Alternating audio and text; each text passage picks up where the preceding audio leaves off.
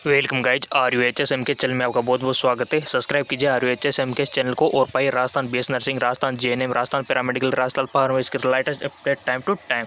सो guys ये हमारा video होने जा रहा है केमिस्ट्री का old question paper, Rajasthan BS nursing entrance exam chemistry का। ठीक है, बायोलॉजी का हम डिस्कस कर चुके थे जिसका लिंक नीचे डिस्क्रिप्शन में दिया हुआ है। ठीक है, तो चलिए बिना टाइम वेस्ट के इसको सोल्व कर लेते हैं क्योंकि एग्ज़ाम बहुत नज़दीक है, सितंबर मंथ में एग्ज़ाम आने वाले हैं। ठीक है, तो पहला हमारा क्वेश्चन है केमिस्ट्री का, चक्रीय प्रकाश फास्फोरिलीकरण जो होता है से नहीं होता है, क्या नहीं होता है? तो सिंपल सी बात है, जल का उपयोग नहीं होता है। ठीक है, चलते हैं नेक्स्ट क्वेश्चन की ओर। SCCl के एकक कोष्ठिका द्रव्यमान समान है, 4 ऑप्शन दिए हुए, उनमें से आपको 1 ऑप्शन सेलेक्ट करना है। सो सिंपल हमारे लिए जो CSCl के एकक कोष्ठिका का द्रव्यमान समान है वो है, इसमें 1 आएगा दोनों में, तो सिंपल सी बात है हमारा फर्स्ट ऑप्शन सही हो जाएगा। ठीक है, चलते हैं नेक्स्ट क्वेश्चन की ओर। एकक कोष्ठिका कितना अंश कॉपर घेरता है जब उसका साधन FCC में होता है? अगर आपको हिंदी मीडियम में समझ में नहीं आ रहा है ना, तो ऊपर इंग्लिश मीडियम भी दिया हुआ है। What fraction of the volume of the unit cell of the occupied the copper when it FCC। ठीक है, तो इसका सारा आप ले सकते हो, 4 ऑप्शन आपके सामने दिए हुए हैं। सो सिंपल इसका राइट ऑप्शन हो जाएगा 74%, ऑप्शन बी। और इसके लिए स्पेशल वीडियो भी बनाया था मैंने, FCC सब कुछ पढ़ाया हुआ है। अगर आपने वीडियो नहीं देखा है तो डिस्क्रिप्शन लिंक दे दूँगा, वहाँ से देख लेना। ठीक है, चलते हैं नेक्स्ट क्वेश्चन की ओर। अगला क्वेश्चन है, निम्न में से कौन सा ऊष्मागतिकी परिवर्तन निलयन के बनने को दर्शाता है? Which of the following change in the thermodynamic quantity represent ideal? अब ये तो आपको पता ही होना चाहिए। देखो सिंपल सी बात है, इस कंडीशन के लिए आपको पता होना चाहिए कि डेल्टा G का मान नेगेटिव होना चाहिए, डेल्टा S का मान पॉजिटिव होना चाहिए, डेल्टा H का मान कितना 0 होना चाहिए और डेल्टा V का मान 0 होना चाहिए। तो ये कंडीशन जिसमें दी हुई ना, वो इसका आंसर होगा। तो ये कंडीशन जिसमें डेल्टा G नेगेटिव हो, डेल्टा S पॉजिटिव हो, डेल्टा S पॉजिटिव हो और डेल्टा H 0 हो, डेल्टा V 0 हो, तो ये ऑप्शन फर्स्ट में दिया हुआ है, तो हमारा राइट ऑप्शन फर्स्ट ही हो जाएगा। ठीक है, अब चलते हैं नेक्स्ट क्वेश्चन की ओर। 38, कितना आसान है पेपर, इसमें तो मेरे को पता है आप ऐसे में से लेके निकलोगे। ठीक है, तो थोड़ा सा इसको एडजस्ट कर लेते हैं और आंसर देने का प्रयत्न किया करो। ठीक है, यहाँ पर दिया हुआ है C6H6CH3OH, C6H5NH2 और C6H5NO2 का क्वथनांक ये क्रम से ये दिया हुआ है। ठीक है, इसमें से कम रेखा पर सबसे अधिक किसका होगा? ठीक है, इनमें से किसका दाब कमरे के टेम्परेचर पर अधिक होगा? तो बताइए किसका होगा?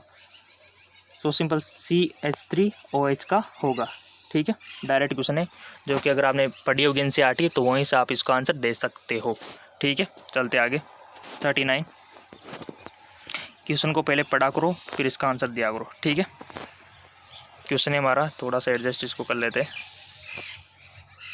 जब 1 ग्राम यूरिया को 75 ग्राम जल में घोला जाता है तब विलयन का क्वथनांक 100.114 डिग्री सेंटीग्रेड होता है। यूरिया का आणविक भार 60.1 होता है। जल का Kb क्या होगा? सिंपल सी बात है, इसके लिए आपको Kb का फॉर्मूला लगाना होगा और उसको कैसे सोल्व करते हैं ये सब मैंने बताया हुआ है।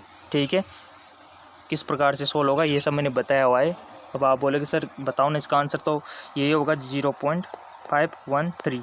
ठीक है, यानी कि ऑप्शन सी इसका राइट ऑप्शन हो जाएगा। बट आप में से बहुत सारे स्टूडेंट कमेंट करेंगे सर कैसे होगा, कौन सा फॉर्मूला अप्लाई होगा? ठीक है, तो इसके लिए आप बिल्कुल भी टेंशन ना करो, इसके हम बाद में बात करेंगे क्योंकि इसके लिए बहुत सारा आपको फॉर्मूला अप्लाई करना होगा।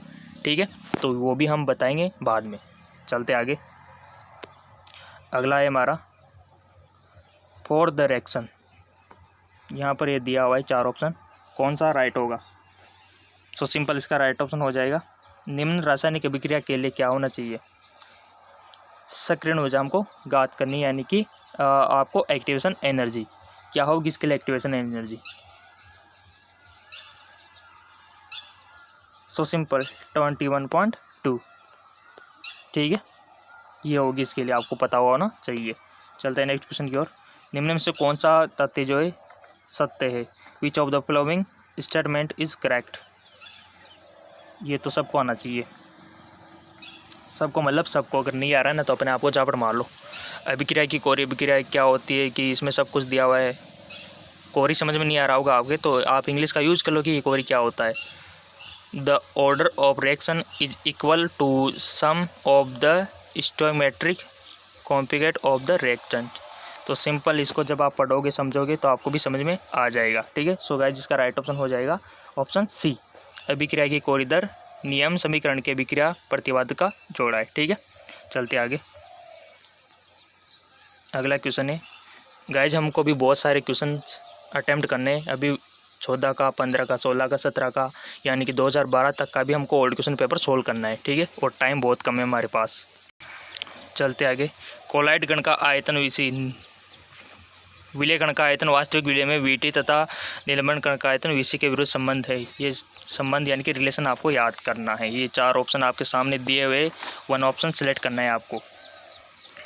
सो गाइस जिसके लिए कंडीशन अप्लाई होती है, देखो कौन सा सही होता है इसमें, VS जो है ना वो ज़्यादा होना चाहिए VC से। ठीक है, और सबसे कम VT होना चाहिए, सिंपल सी बात है।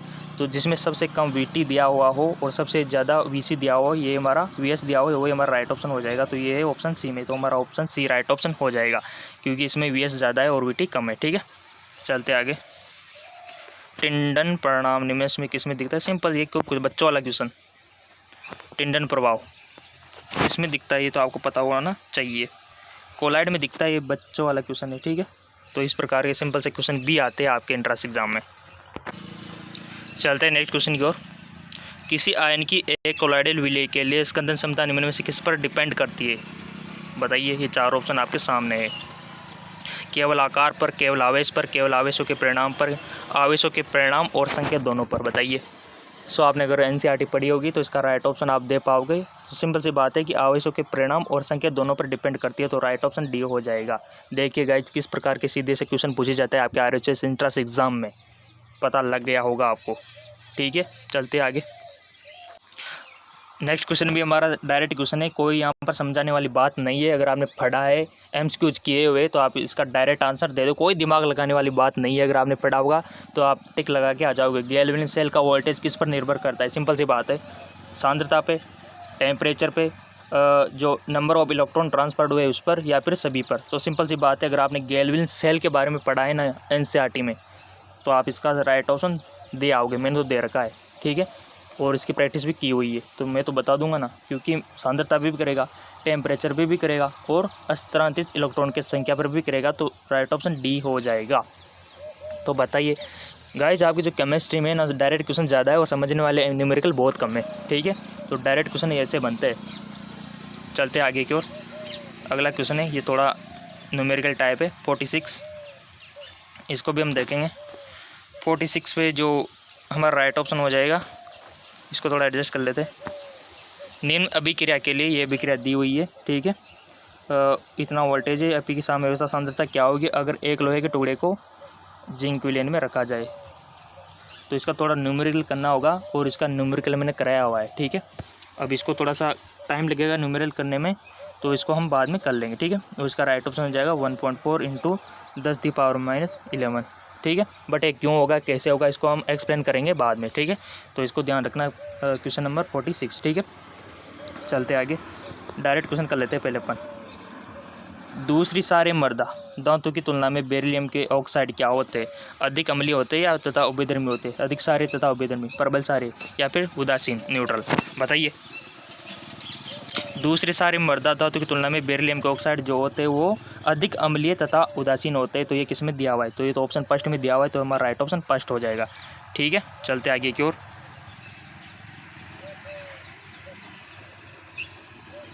अगला क्वेश्चन है हमारा 48। सारे धातुओं के ऑक्साइड क्या होते हैं? बताइए। कितने इजी क्वेश्चन है केमिस्ट्री में, ये देखिए 2019 में पूछे गए क्वेश्चन है। ठीक है, RHS BS nursing entrance exam में।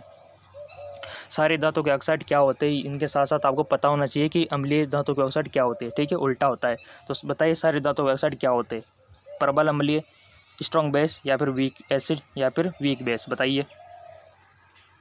सिंपल, स्ट्रॉन्ग सार। ठीक है, ओके, क्लियर। अब बताइए इसमें क्या समझाने वाली बात है। चलते आगे को। 49।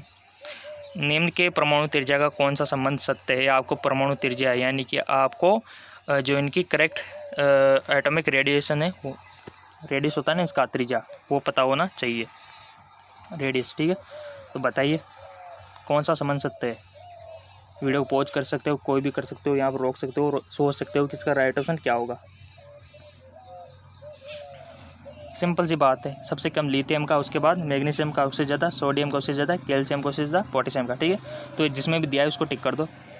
सिंपल, फर्स्ट में दिया है तो फर्स्ट ही हो जाएगा, और क्या। ठीक है, तो कितना सिंपल है और कितना आसान है। चलते आगे की ओर।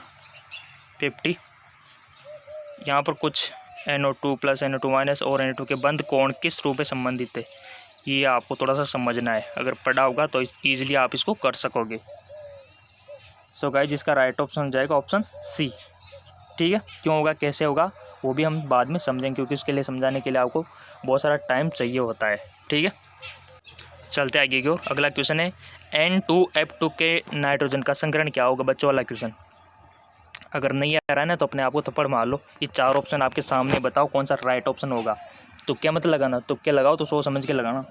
ठीक है, तो सिंपल सी बात है, इसका संकरण क्या होगा। N2F2 का संकरण होगा sp2। सिंपल, तो संकरण तो आपने पढ़ा हुआ है। अगर नहीं पढ़ा हुआ, हाइब्रिडेशन, देखो सब 12th पास करके आए तो आपने संकरण तो 11th 12th में पढ़ लिया होगा, हाइब्रिडेशन केमिस्ट्री में। ठीक है, तो सिंपल सी बात है, इसमें कौन सी दिमाग लगाने वाली बात है। ठीक है, चलते आगे।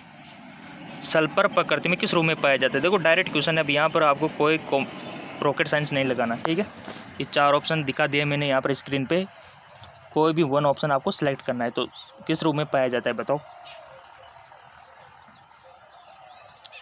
S8, S4 या फिर S2, बताइए। इंटेलिजेंट सवाल है, थोड़ा दिमाग लगवाने की बात है क्या। बचपन में पढ़ते आए हम, 10वीं में 11th में सब में पढ़ते आ रहे हैं। ठीक है, तो सिंपल सी बात है, देखो हमारा जो सल्फर होता है ना, वो प्रकृति में S8 में भी पाया जाता है, S4 में भी पाया जाता है और S2 में भी पाया जाता है। यानी कि कौन सा ऑप्शन सही होगा, ऑप्शन डी, यानी कि ऊपर के सभी आ जाएंगे। ठीक है, चलते आगे की ओर। 53, देखो डायरेक्ट क्वेश्चन है, ClF3 अणु का आकार क्या है। अब ये भी बच्चों वाला क्वेश्चन है, कुछ नहीं करना आपको, आपकी जो बुक है केमिस्ट्री की, उसमें इजीली दिया हुआ है कि किसका आकार किस प्रकार से डिसाइड किया जाता है। ऑप्शन डी नहीं दिख रहा होगा आपको, ऑप्शन डी में यहाँ पर दिया हुआ है, इस पर छुटा हुआ है पिरामिडल। ठीक है, तो ये ऑप्शन, 4 ऑप्शन आपके सामने है, इसमें से आपको 1 ऑप्शन सिलेक्ट करना है। बताइए कि कैसा होता है इसका आकार। सो सिंपल, टी आकार का। ठीक है, चलते आगे। जटिल आयन COF6 और COCN6 है तथा ये क्या है, दोनों अनुचुम्बकीय, दोनों प्रतिचुम्बकीय या फिर अनुचुम्बकीय तथा प्रतिचुम्बकीय, क्रमशः प्रतिचुम्बकीय अनुचुम्बकीय। बताइए, दिमाग लगाने वाली बात यहाँ है थोड़ी। देखिए, इसमें जो ये फर्स्ट वाला है ना, ये तो अनुचुम्बकीय होगा और ये प्रतिचुम्बकीय होगा। ठीक है, इसको कैलकुलेशन करेंगे तब हम जानेंगे। ठीक है, तो इसका कैलकुलेशन हम बाद में करेंगे, पहले हम डायरेक्ट क्वेश्चन कर लेते हैं। ठीक है, तो ये इसका राइट ऑप्शन अनुचुम्बकीय, क्रमशः प्रतिचुम्बकीय, तो ऑप्शन सी हो जाएगा। ठीक है, चलते आगे की ओर। 55, हमारे जो क्वेश्चन था 54 तक हम आ चुके हैं। अगला क्वेश्चन है हमारा 55। 55 पे हमारा जटिल आयन के जो ये दिया हुआ है यहाँ पे कि मध्य धातु का संकरण क्या होगा यदि इनका चुंबकीय आघूर्ण 3.5 BM से अधिक है। बताइए, ये 4 ऑप्शन आपके सामने दिए हुए संकरण से 2 क्वेश्चन आगे देखो हाइब्रिडेशन से, तो आपको हाइब्रिडेशन का भी थोड़ा ध्यान रखना है। सो सिंपल, इसका राइट ऑप्शन sp3 हो जाएगा। ठीक है, जो कि ऑप्शन ए में दिया हुआ है। चलते आगे को। अगला क्वेश्चन है एल्काइड हेलाइड के SN2 के अभिक्रिया का सही क्रियाशीलता का क्रम बताइए। ये देखिए, आपको ये SN1 का भी पता होना चाहिए, SN2 का भी पता होना चाहिए, और ये सब आप पढ़ के आए हो, तभी तो आपने 12th पास किए। 56, देखिए इसमें जो मिथाइल होगा सबसे ज़्यादा होगा, फिर प्राथमिक, फिर द्वितीयक, यानी कि कुछ नहीं, आपको इस प्रकार से याद रखना है कि इसमें मिथाइल पहले, उसके बाद प्राथमिक, उसके बाद द्वितीयक, फिर तृतीयक। ठीक है, सिंपल। तो ये देख लो ऑप्शन बी में दिया हुआ है, तो ऑप्शन बी हमारा राइट ऑप्शन हो जाएगा। ठीक है, अब चलते आगे की ओर। 57, अगला क्वेश्चन है निम्न कार्बों को बढ़ती हुई स्टेबिलिटी के रूप में हमको इंक्रीज स्टेबिलिटी, ये ऑप्शन दिए हुए हैं आपके सामने। सो सिंपल सी बात है, इसमें जो है सबसे ज़्यादा स्टेबल के बढ़ते क्रम में तो ए, इसके बाद क्या होगा सबसे ज़्यादा बी का होगा, ठीक है। अस्थायित्व का बढ़ता क्रम पूछा है तो सबसे ज़्यादा कम इसका और सबसे हाईएस्ट किसका होगा, बी का, और मिडल सी का है। यानी कि सबसे कम होगा ए का और सबसे ज़्यादा होगा बी का, तो सी ऑटोमेटिक मध्य में आ जाएगा। तो ये किस में दिया हुआ है, ये ऑप्शन देख लो, जिसमें हमारे पास बी सबसे हाईएस्ट हो तो वो तो ऑप्शन बी में ही है, तो राइट ऑप्शन बी हो जाएगा हमारा। तो इस प्रकार से आपको थोड़ा सा दिमाग लगाना है और कुछ नहीं करना, ठीक है। आपके RHS BS nursing entrance exam में आपको ओनली 120 मिनट मिलेंगे, ठीक है, और 100 क्वेश्चन मिलेंगे। आपको टाइम का भी थोड़ा मैनेजमेंट करना है, तो ज़्यादा टाइम वेस्ट नहीं करना है किसी भी आपको सवाल पे। अगर नहीं आ रहा तो छोड़ दो, डायरेक्ट क्वेश्चन करो, ठीक है। अगर टाइम बचता है ना फिर जाके उनको टाइम दो, ठीक है। तो चलिए नेक्स्ट क्वेश्चन की ओर।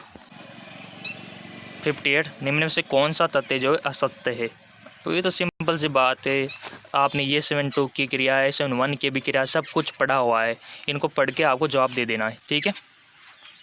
तो ये 4 ऑप्शन आपके सामने है, पढ़ के जवाब दीजिए इनका। गलत कौन सा है, देखो इसमें जो हमने पढ़ा हुआ है ना, हमारा पढ़ा हुआ ये भी सत्य है, ये भी सत्य है, ठीक है। NCERT में पढ़ा था और ये भी सत्य है। ऑप्शन सी सही नहीं है, तो हमारा राइट ऑप्शन ऑप्शन सी हो जाएगा, ठीक है। चलते आगे। अगला क्वेश्चन 59, निम्न में से कौन सा सही समपक्ष अम्ल की प्रवृत्ति है। ये 4 ऑप्शन आपके सामने है। एसिडिटी की प्रवृत्ति, ठीक है।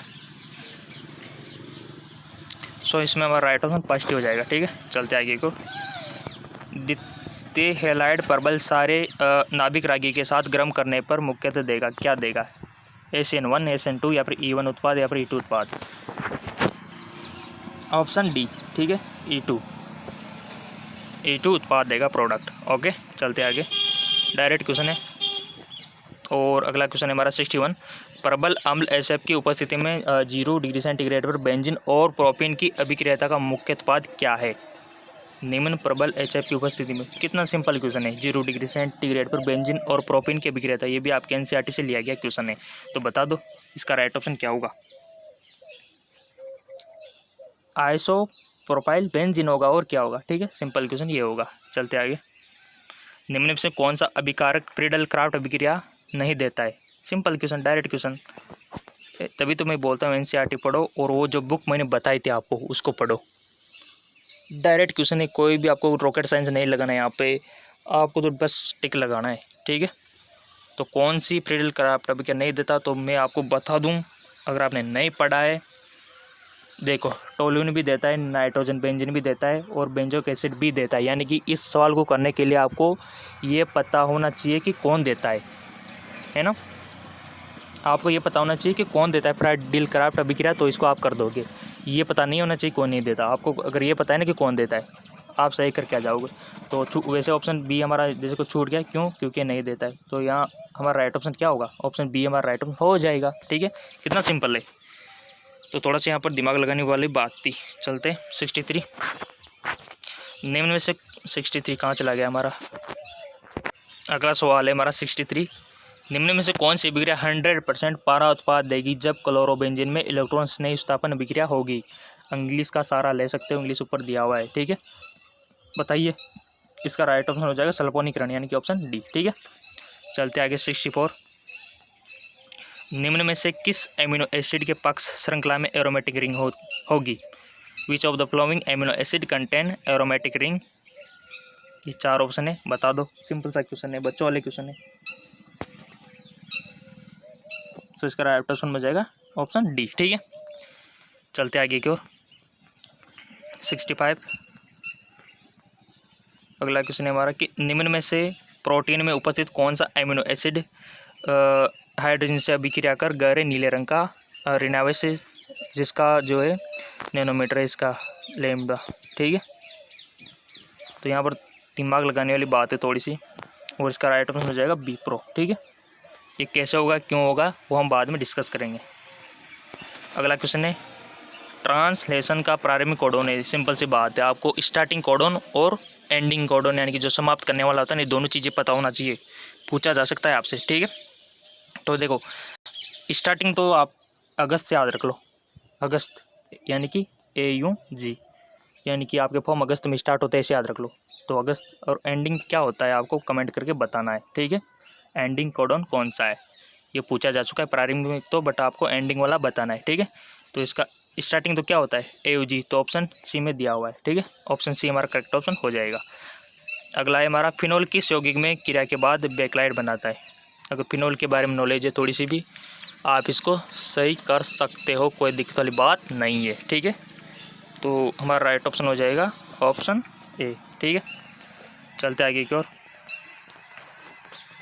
अगला है हमारा 68, 3 आवेश यहाँ पर दिए हुए, आप इसको पढ़ सकते हो, का द्विध्रुव अवगुण होगा, ठीक है। तो इसका राइट ऑप्शन हो जाएगा ऑप्शन डी, ठीक है। ऑप्शन डी हमारा राइट ऑप्शन हो जाएगा। सो गाइज, हमारे केमिस्ट्री का जो RHS BS nursing entrance exam का ओल्ड क्वेश्चन पेपर था 2019 का कंप्लीट हो चुका है। अब आप पूछेंगे सर वो उनकी फुल डिटेल चाहिए, जैसे कि कुछ इसमें न्यूमेरिकल थे, उन सवालों के किस प्रकार से उनके आंसर होंगे, ठीक है। हमने देखा था कि जैसे यहाँ पर कुछ न्यूमेरिकल थे, कैसे हुआ, किस प्रकार से इनको समझना है आपको, जैसे कि इनकी ये हो गया, ठीक है। तो इनको समझना अगर आप चाहते हो, अगर आपके पास टाइम है तो नीचे डिस्क्रिप्शन में इसका फुल डिटेल वीडियो दिया हुआ है, ठीक है। तो आप डिस्क्रिप्शन में जाइए, वहाँ पर आपको फुल डिटेल वीडियो लिखा हुआ मिलेगा, उस पर लिंक दिया होगा, उस पर क्लिक करना है। तो उस फुल डिटेल वीडियो यानी कि आपका ये जो पेपर ना इसका रिव्यू मिलेगा, यानी कि उसमें फुल डिटेल एक्सप्लेन किया हुआ है, ठीक है। तो जाइए, डिस्क्रिप्शन लिंक दिया हुआ है, आपको ये जो सवाल थे ना न्यूमेरिकल, उनके आंसर वहाँ पर मिल जाएंगे फुल डिटेल के साथ, ठीक है। तो जाइए, नीचे डिस्क्रिप्शन लिंक दिया हुआ है, और कोई भी डाउट हो, कोई भी पूछना हो तो कमेंट करके पूछ सकते हो, आपके हर कमेंट का जवाब वीडियो के थ्रू आपको मिल जाएगा, ठीक है। तो जाइए नीचे डिस्क्रिप्शन में और पा लीजिए उस वीडियो को, जिसमें पूरी डिटेल के साथ आपको मिल जाएगा, ठीक है।